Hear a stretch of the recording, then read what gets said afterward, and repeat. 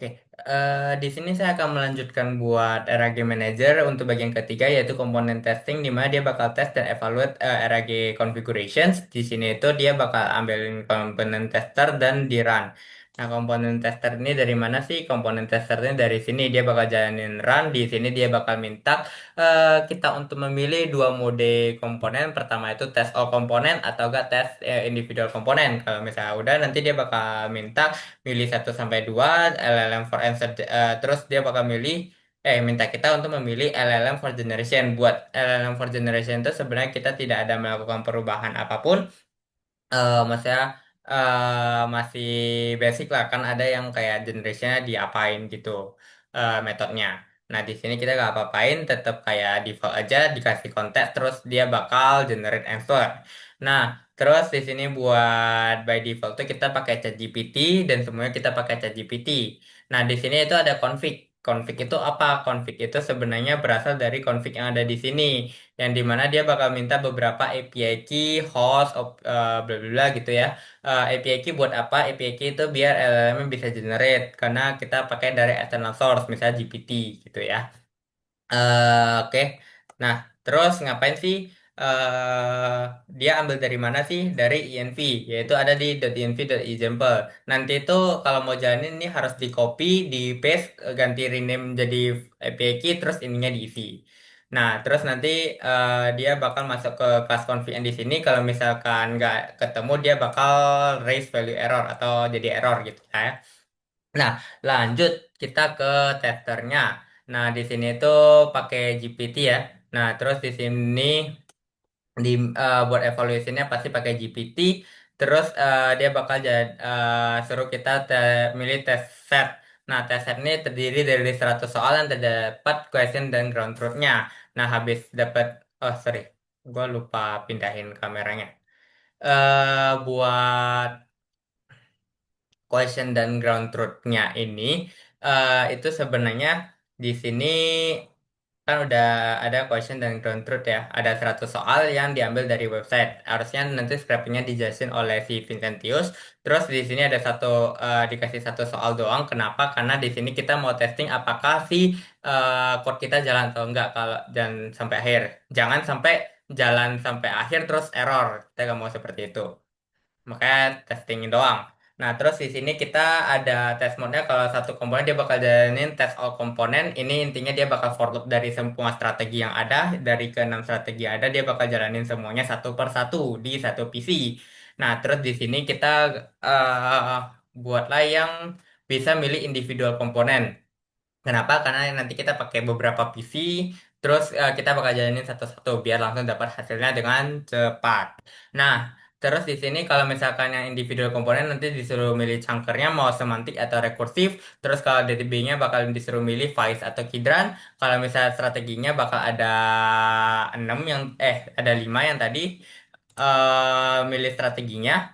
Nah, di sini itu kita sebenarnya pakai namanya dance, sparse, hybrid, hybrid Colbert, hybrid Cost Angular, atau 6 strategi. Dia bisa milih. Nah, ini tuh pakai strategi. Strategi, maksudnya strategi ini apa sih? Kita pakai strategi design pattern.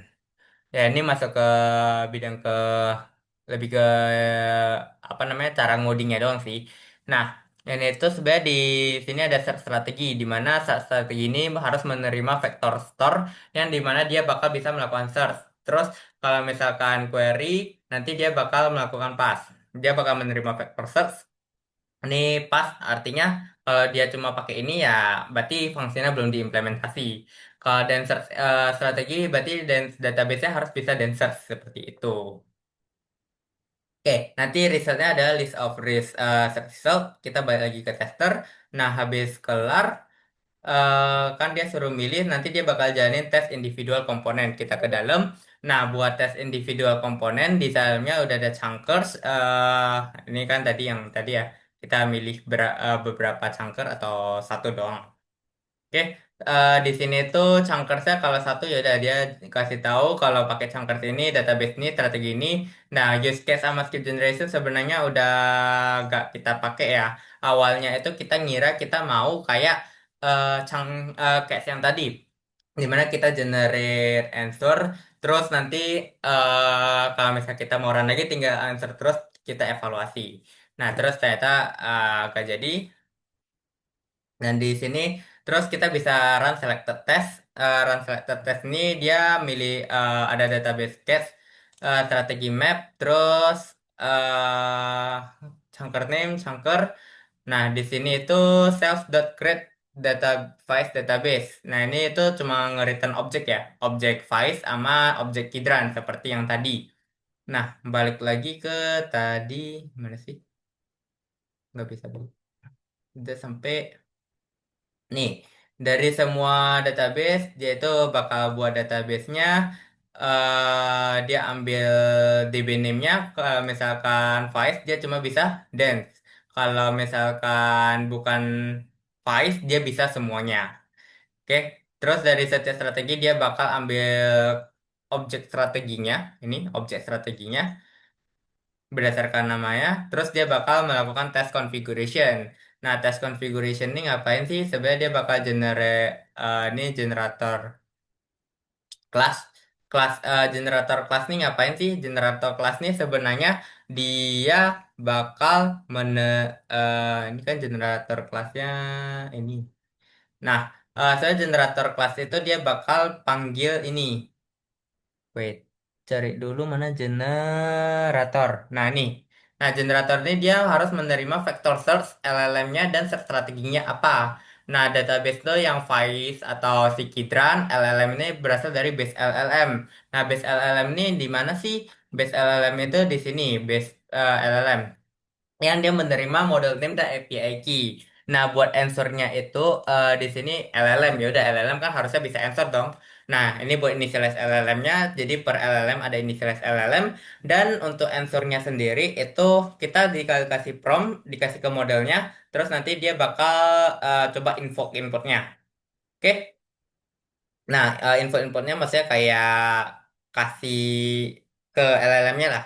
Nah, terus di sini ada 3 kali max retry buat mastiin kayak kadang kayak misalkan GPT atau Gemini itu ada namanya rate limit. Rate limit nanti dia keluar error 429 rate limit. Nah, makanya karena kita gak mau langsung kayak gitu, rate limitnya itu bukan per day ya. Ada rate limit namanya RPM ya, RPM harusnya request per minute gitu. Nah, karena request per minute-nya dia melebihi, makanya kita kayak wait selama berapa 2 kali attempt-nya, 2 pangkat attempt-nya. Nah, terus di sini ada GPT, ada Gemini, Grok, Olama. Awalnya itu kita pakai Gemini, terus karena rate limit kita mau coba ke Olama, Olama yang serve model apa namanya? Serve lokal model pakai Gema 3 12B harusnya. Nah, awalnya pakai itu atau enggak kayak Quen 38B terus kemarin tuh gak cukup. Dia gak bisa buat Dragas karena gak sesuai format outputnya, gak kuat dia. Grok itu sama Gemini harusnya sama sih. Nah, dia pakai model cloud. Terus terakhir kita pakai yang ChatGPT. Ya. Ini Git Ragas LLM karena dia buat LLM Ragas itu dia butuh long chain wrapper. Nah, di sini kasih aja model name-nya. Buat model yang kita pakai itu GPT-4o mini dan API key-nya itu bisa diambil dari aplikasi atau website dari GPT. Harusnya platform.openai.com harusnya. Nah, terus kita balik lagi ke generator. Nah, di sini itu ada generate prompt di mana di sini sebagai sistem kayak kita kasih tahu aja tugas dia apa, tugas dia apa, dia sebagai apa. Jadi si LLM ini tahu role-nya sebagai apa, gak buta gitu, kayak sebagai orang buta yang orang general gitu tiba-tiba menebak gitu. Jadi ini dia dikasih dokumen hukum, konteksnya itu dari Topka Retriever Content dari DB kita terus sang kita terus questionnya adalah query dari usernya sendiri. Nah, terus rekursif sama aja. Bedanya itu cuma di kayak gini. Kalau di semantik itu dia kasih semantik prompt di mana kita kasih tahu kalau keunggulannya ini. Jadi itu biar dia bisa generate dengan lebih baik gitu. Nah, terus di sininya sebenarnya sama aja sih, cuma bedanya di prompt makanya LLM answer promptnya apa. Terus nanti dia bakal balikin eh paling saya bakal jelasin dari ini sih. Nah, di function generate answer di sini konfigurasi kita itu meminta top 5 dokumen. Search strategi ini itu apa? Search strategi ini yang tadi desain pattern di mana dia bisa search tapi dia harus menerima database vector dan akhirnya nanti dia bagikan list search result. Jadi kalau misalnya kita kasihan dan search strategi, dia bakal jalanin function search. Terus function search-nya ini bakal jalanin yang ada di sini, mau dense search, sparse search atau apa search gitu ya. Balik lagi ke mana ya? Tadi sampai nih. Nah, kalau misalkan nggak ketemu dokumennya ya udah dia cuma bilang, oh saya nggak bisa menemukan informasi yang relevan nih. Nah, tinggal logger log found. Kalau misalnya ada, ini cuma ngelog ya. Dia dapat found berapa skor, berapa dokumen, berapa chunks. Terus di sini skornya berapa. Terus nanti ini cuma buat log doang sih.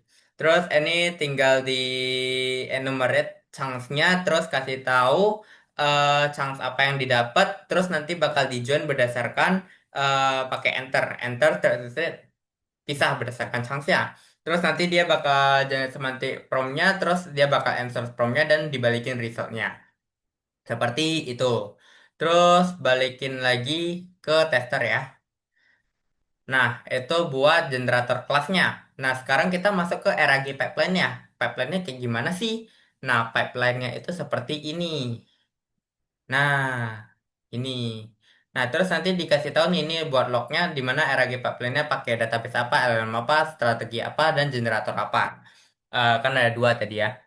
Nah, terus di sini itu asing ingest dokumen itu sebenarnya gak dipakai karena akhirnya kita buat apa ya? Kita buat pilihan yang pilihan satu dipisah karena biar bisa dijalanin beda-beda per PC gitu lah, biar cepet. Oke, terus nih query di mana dia bakal menerima question. Terus ini mau dapat top berapa dokumen sih? Ini kita buat 5. Terus di sini tinggal generate answer. Misalkan questionnya berapa? Limitnya 5. Oke. Limit tuh nanti saya jelaskan di sesi. Nah, ini generator the generate answer ya. Yang function tadi dia bakal generate answer. Saya ini cuma get database info close. Kalau misalnya ROG 14-nya database-nya di close gitu. Jadi memorinya bisa hilang. Oke, bukan memori database-nya, maksudnya memori programnya. Oke, generate itu buat RAG pipeline-nya kita balik ke tester lagi. Nanti habis dapat pipeline-nya itu ini ada self-evaluator self-evaluate pipeline. Di mana pipeline-nya ini bakal menjalanin hal-hal seperti ini nih. Yang questions ya, ground truth-nya. Harusnya ini semua bakal dijelasin oleh si Vincentius sih. Nah, karena tes configuration nanti udah kelar, dia balikin result data. Habis dia balikin result data, itu baru dia kesimpan di result di sini. Itu juga bakal dijelasin oleh Vincentius. Oke. Nah, karena ini udah di akhir, ini kan ada errornya dong ya. Ya. Nah, karena ini udah di akhir, saya bakal jelasin buat sub strateginya. Tadi kan saya udah jelaskan ya, mulai dari eh database loadnya, terus dia masuk ke pipeline-nya, terus dia generate. Tapi saya belum jelasin secara detail buat strateginya. Cuma saya bilang tadi ada strategi beberapa. Nah, kita masuk lagi ke nih ke strategi. Kita mulai dari eh Spark Search nanti bakal dijelasin oleh Vincentius dan search itu harusnya saya tadi udah jelasin, paling saya jelasin dikit di yang Kidran. Oke, di yang Kidran, kita balik ke database Kidran. Terus kita ke yang Dense Search. Mana Dense Search? Nah ini, dia bakal jalanin namanya Query Points. Nah, harusnya buat cara kerjanya seperti apa? Dense Search-nya harusnya ada dua ya. Buat si pakai Kidran dan yang pakai si Vice. Oke, bedanya di apa sih? Bedanya itu buat Kidran kan tadi saya udah jelasin di mana dia bakal ambil poin terus dia bakal score by sort resultnya. Buat Kidran sebenarnya dancernya itu dia pakai by default tuh adalah si eh namanya HNSW atau Hierarchical NSW. NSW itu Navigable Small Word. Nah, di mana Navigable Small Word ini menggunakan konsep namanya skip list. Oke, nah skip list ini misalnya dia mau cari tiga, dia start itu dari eh head ini. Ini kan nggak dapet, dia bakal lanjut ke bawah, lanjut ke bawah sampai dapat nih tiganya. Oke, misalnya ini start, start ini eh pertama ya, start. Jadi dia pakai konsep skip list, startnya harus dari atas, terus dia skip list nih ke yang pertama, dia ketemu nih satu. Oh, satu itu lebih kecil dari tiga atau enggak? Kalau lebih kecil dia bakal lakukan list ke yang ke next. Set ke sini. Ketemu nil. Kalau ketemu nil artinya nggak dapat. Dia baru turun satu layer. Nah, turun satu layer, dia ke sini. Empat. Empat lebih kecil dari tiga nggak? Jawabannya tidak. Dia bakal turun lagi. Terus ini ketemu tiga nggak? Oh, udah ketemu. Jadi dia nggak perlu ke bawah lagi. Itulah si ini buat performancenya si HNSW gitu. Jadi dia nggak perlu ngecek ke semua hal. Kalau si Vice tadi kan dia pakai IP list, dia sorry, indeks IP itu harus indeks list IP, sorry. Dia harus ke seluruhnya. Nah, kalau misalkan si HNSW ini seperti ini. Nah, terus kalau misalkan seperti itu, dia masuk lagi ke kita balik lagi ke NSW ya. NSW itu seperti ini. Nah, cara kerja NSW-nya ini gimana sih? Sebelum kita masuk ke hierarkikalnya, ini NSW dulu. Misalkan query kita di sini ya, query kita di sini. Dia itu bakal, ini kan ada 7 data, ini tuh 7 dokumen. Ini tuh query kita. Anggaplah ini kayak vektor. Oke, sekarang di sini saya cukup memilih random satu poin random, bebas, poin apapun. Nah, sorry gue hadap ke sini karena monitornya di sini. Nah, terus ini dua ya. Misalnya saya milih di sini. Nah, di sini itu dia akan lihat neighbor-neighbornya. Neighbornya sih satu, neighbornya sih enam. Nah, karena dia di dua, dia milih ke neighbornya sih satu. Dia lihat mana yang paling dekat query. Ini dibandingin ke sini, ini dibandingin ke sini. Jawabannya adalah 6. Kalau 6 ya udah dia bakal ke sini, terus dia bakal ke neighbornya lagi. Terus dia lihat mana yang lebih dekat, 8 3 atau 5. Jawabannya 5. Tentu gua ganti warna lagi ke sini. Jangan deh, yang ini. Nih. Dia bakal lihat ke neighbornya, 6 udah dikunjungin, 4. 4 atau 5 lebih dekat, 5. Kalau dia lebih dekat, ya udah dia stop di sini. Nah, di sini itu ada satu limitationnya. Apa sih limitationnya? Limitationnya itu ketika random point kita dapat di sini. Dia ke sini. Satu lebih dekat ke query-nya? Enggak. 8 lebih dekat? Enggak. 7 malah dia sendiri udah lebih dekat. Ya udah, dia ambil poin yang di sini. Nah, itu limitation-nya sebenarnya.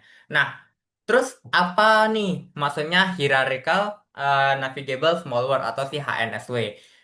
Ya, sebenarnya bedanya cuma ada di layernya. Kalau hierarchical dia pakai skip list yang gue bilang tadi. Sorry ya, tadi bukan NSW yang pakai skip list, tapi hierarchical yang pakai skip list. Dimana contohnya seperti ini, kita punya query nih di sini. Ini random point yang tadi saya bilang. Terus dia ke sini, dia cari yang terdekat neighbornya. Itu ini. Terus dia bakal ke bawah ke neighbornya. Terus dia bakal cari yang lebih dekat lagi.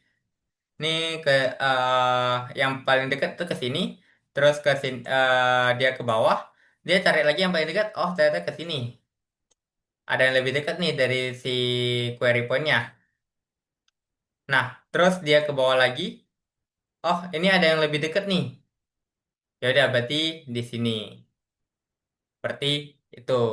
Jadi seperti skip list ya. Dia cari ke paling dekat, lebih dekat sampai ketemu dia sendiri. Kalau ya ketemu dia sendiri ya dia ambil top K-nya documents.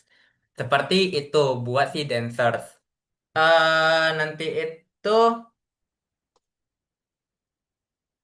ini kan sebenarnya nanti di encode lagi ya query-nya di encode jadi 384 itu juga di encode jadi 384. Harusnya cara kerjanya sama seperti ini. di mana nanti juga dinormalize dulu, baru nanti ditambah semuanya di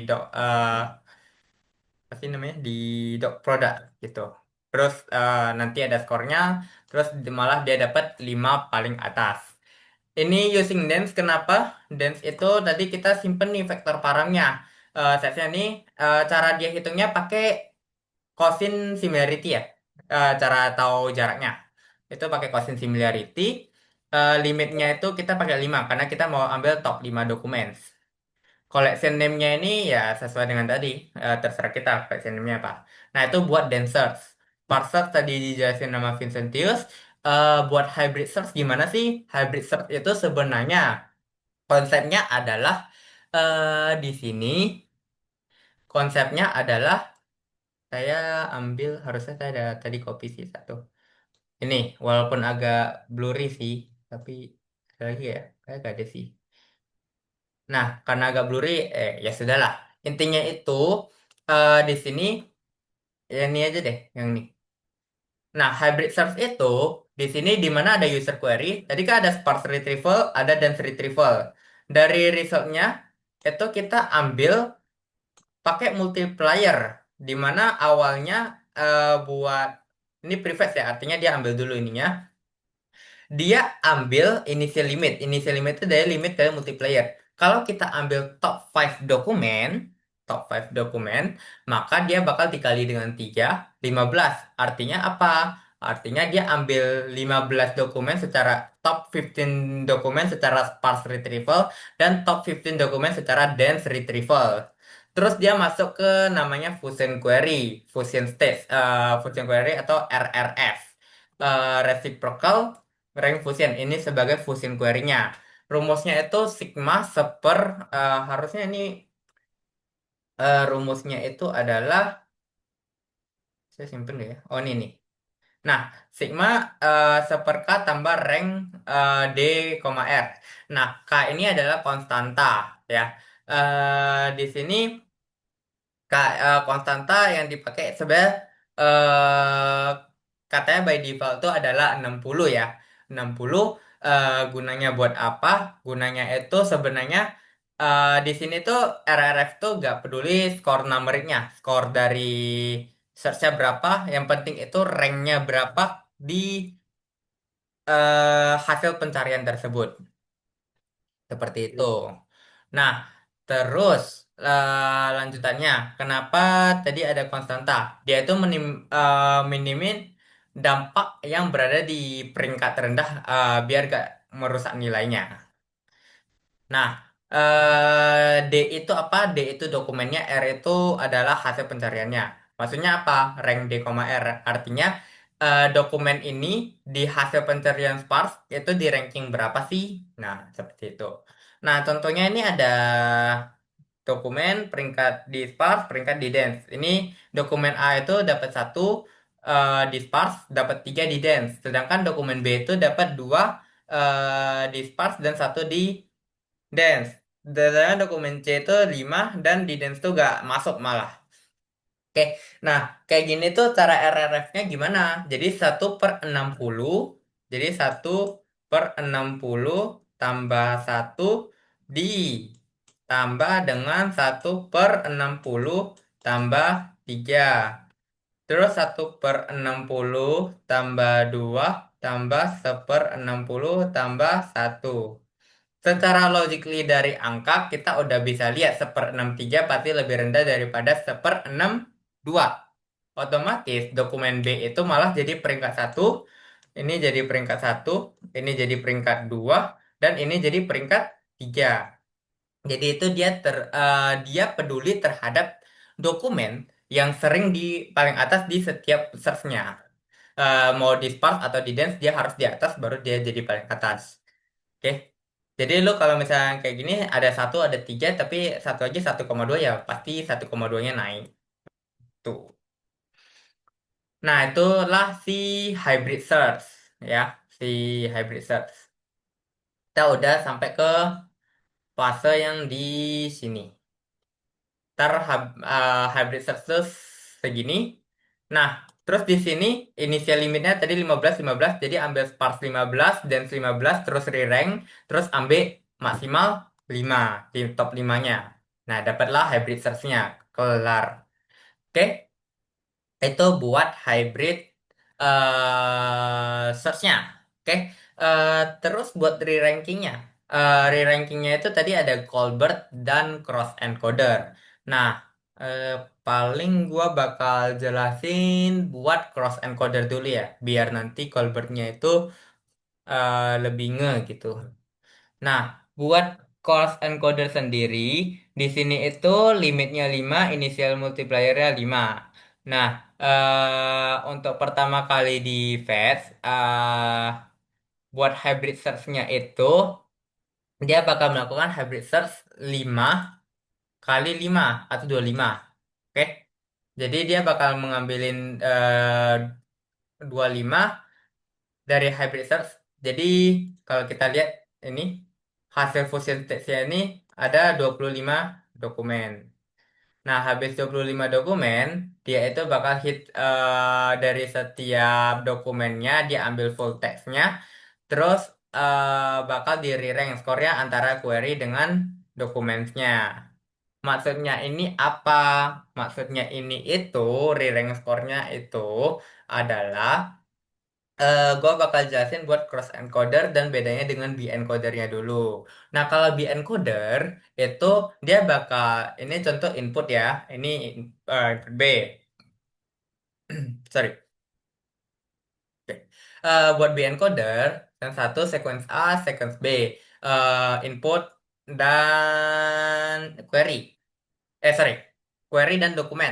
Nah, query-nya di encode, dokumen di encode, terus dapetin vektornya, terus dia bakal melakukan namanya Cosin similarity. Kalau di cross encoder, di setiap query, sama dokumennya itu digabung, sorry, query satu, dokumen satu, bakal digabung jadi satu string, dipisahkan oleh satu separator. Terus mereka masing-masing kata bakal berinteraksi. Makanya di cross encoder itu cukup berat. Kenapa? Karena di setiap kata dia harus berinteraksi dengan kata yang lain. Nih, maksudnya all token, attend all token gitu. Oke, jadi kayak gini, dia itu bakal ke masing-masing semuanya ya. Oke, ini contohnya yang query token, nih dokumen token.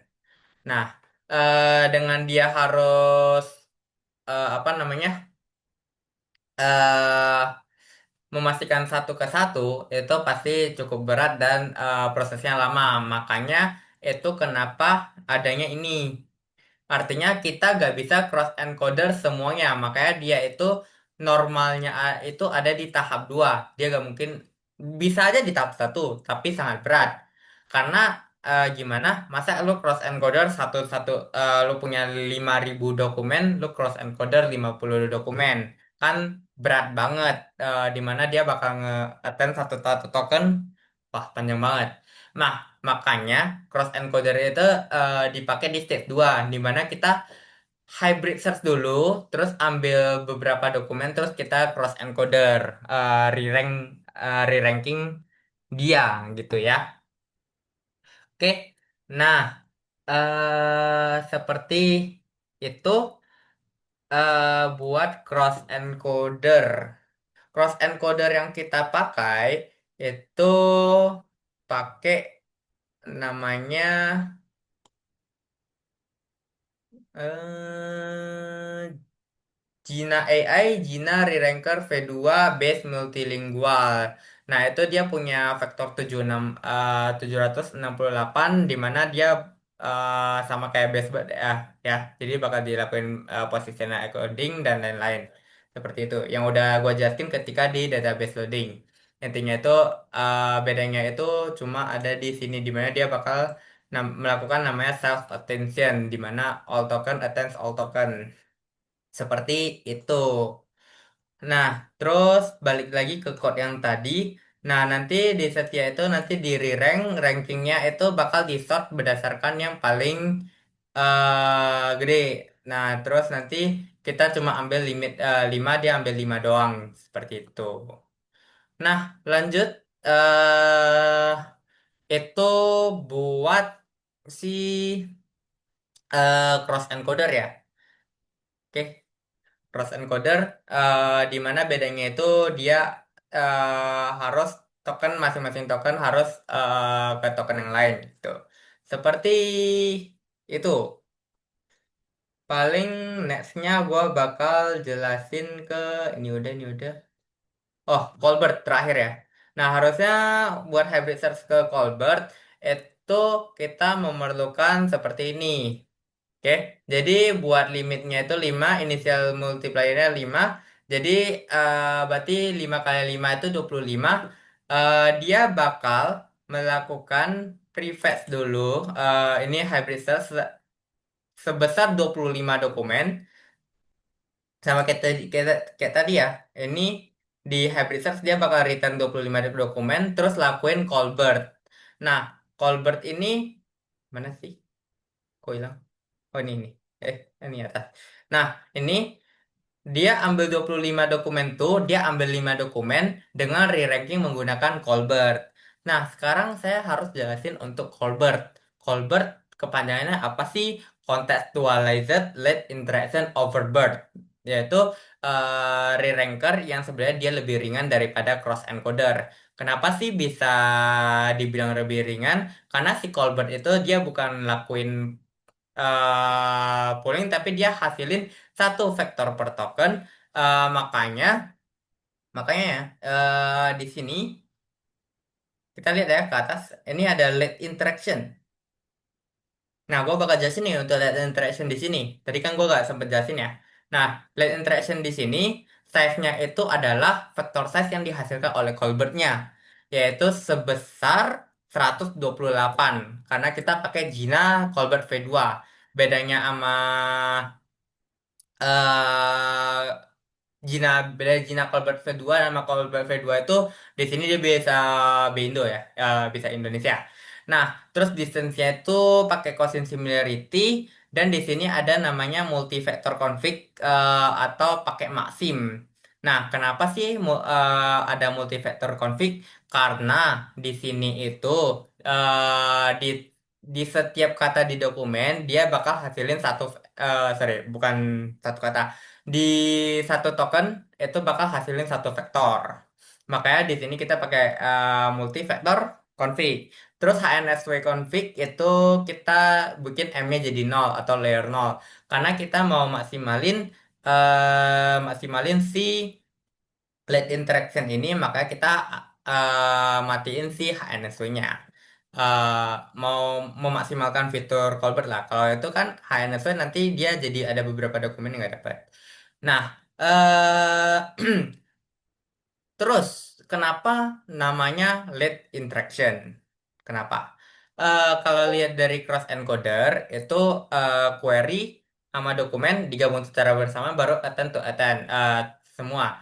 Makanya itu lambat karena dia harus nunggu tokennya ada, dokumennya apa, baru attend jadi attend. Jadi token dibanding per token lah, di attention per token. Oke, makanya lambat. Nah, di Colbert ini dia solve-nya menggunakan apa? Nah, query sama dokumen itu dipisah, di proses itu secara terpisah. Nah, kalau misalkan interaction-nya itu terjadi waktu mau scoringnya. Nah, eh jadi dokumennya itu kan nggak harus bersamaan dengan query-nya. Jadi dokumennya itu bisa kita lakuin vector embedding dulu ke si lead interaction ini. Sorry, ke vektor DB kita bisa simpan per token dulu. Jadi kalau kita lihat ini tadi kan query dokumen tokennya dibandingin satu per satu. Tapi kalau di cross encoder ini difaktorin dulu terus disimpan ke si misalkan di Kidran tapi query-nya nunggu habis query datang terus baru diurus diinteraksiin diinteraksi. Nah, cara interaksinya seperti apa? Kita lihat ke SKD Draw. Cara interaksinya seperti ini. Nah, ini kalau kalian lihat Poisson encoder sama PCS encoder ini maksudnya kayak PCS itu apa ya? Dokumen kita. Nah, ini offline indexing artinya udah diindeks sebelum si questionnya. Oke, jadi kita tinggal ambil nih. Tetet. Nah, cara urusnya seperti apa sih? Nah, paling sebelum itu gue lupa bahas ya. Harusnya buat get embedding size-nya ini itu Gina Colbert V2 itu dapetin 128 vector size. Nah, gimana sih dia dapat 128 vector size ini daripada berbiasa yang misalnya 512, 768, 1024 dibanding berbiasa ya. Nah, di sini tuh dia pakai namanya Matryoshka embedding. Nah, Matryoshka embedding itu sebenarnya biar dia bisa motong embeddingnya jadi satu dua bisa jadi lebih kecil lah, bisa jadi 64, 128, 256 dan lain-lain gitu. Nah, kenapa walaupun kayak dia faktor size cuma 128 itu dia bisa memastikan informasinya itu penting. Atau maknanya udah cukup nih. Nah, caranya dia pastiinnya itu gimana? Caranya itu pakai namanya granularity loss. Multi granularity loss yang artinya dia itu hitung loss ketika dimensionnya 64, 128, bla bla bla sampai ke full embeddingnya misalnya 1024. Nah, terus habis itu digabungin jadi satu. Makanya dia bisa mastiin angka-angka eh vektor depannya. Dia itu bisa pastiin vektor-vektor depannya itu udah pasti cukup makna. Kalau yang belakang-belakang itu cuma detail-detailnya itu lebih detail. Tapi maknanya udah pas nih di misalnya di vektor 64 atau 128. Di Gina Colbert V2 ini 128. Nah, baik lagi. Nah, caranya gimana? Caranya itu adalah dari setiap question encoder dan passage encoder itu dibandingin dengan menggunakan maximilarity. Nah, contohnya nih gue udah ada nih. Misalkan kata query-nya ini adalah seperti ini dan untuk di dokumen kita seperti ini. Oke. Nah, ketika cara sama prosedurnya ini dibandingin menggunakan ini itu hasil Cosin similarity-nya ya. Cosin similarity-nya misalnya 0,7. Anggaplah seperti itu. 0,7. Ini cuma contoh. Nah, terus ini bakal dapat satu-satu angkanya. Nah, terus dilakukan maksimum similarity. Ini itu dari satu baris ini diambil tuh maksimumnya berapa? Maksimumnya ada 0,7, 0,8, dan 1. Dapatinnya 0,7, 0,8, 1. Nah, terus habis maksim diapain? Di sum. 1 tambah 0,8, 1,8, 2,5. Maka inilah skornya. Skor buat hasil re-rankingnya, skor akhirnya. Nah, terus nanti di setiap dokumen bakal dilakukan seperti itu. Berarti nanti 25 dokumen dibandingin dengan quotient-nya, terus dapat nih skornya. Terus diurutkan eh, dengan skor yang paling tinggi dan dapatlah hasilnya seperti itu. Oke, itu buat hybrid search. Weight cross encoder udah. Nah, ini limitnya 5 ya. Jadi dia dari 25 jadi 5. Harusnya ini udah saya jelasin, udah.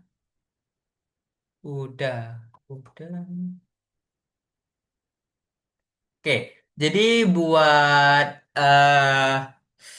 gua review lagi sebelum masuk ke evaluation, intinya itu di sini metodologi kita itu adalah seperti ini. Di mana startnya itu dari start dokumen scraping, terus kita processing chunk-nya berdasarkan recursive chance dan semantic chance, embedding pipeline-nya itu buat vectoring-nya yang tadi kayak ada interaction-nya, parse-nya, eh dance-nya. Nah, terus disimpan ke DB. Ini yang dokumen, sorry, load ke DB-nya. Terus retrieval methodnya yang saya barusan jelasin satu persatu. Terus nanti dari yang hybrid search itu kan dapatlah top 5 dokumen, baru dapatlah si LLM generation, baru masuk ke evaluation. Jadi kondisi sekarang sudah sampai LLM generation. Oke, di RAG kita. Oke, jadi mostly yang kita mau dapat itu ada di retrieval method. Oke, yang kebaikan kita ubah, yang kita comparisonnya berasal dari sana. Dan yang kita propose terbaik itu adalah si Colbert-nya, yang ini, di mana dia itu bisa, walaupun dia pasti lebih lambat dari ini, tapi dia bisa lebih akurat, tapi masih performance time yang lebih oke daripada cross encoder. Seperti itu.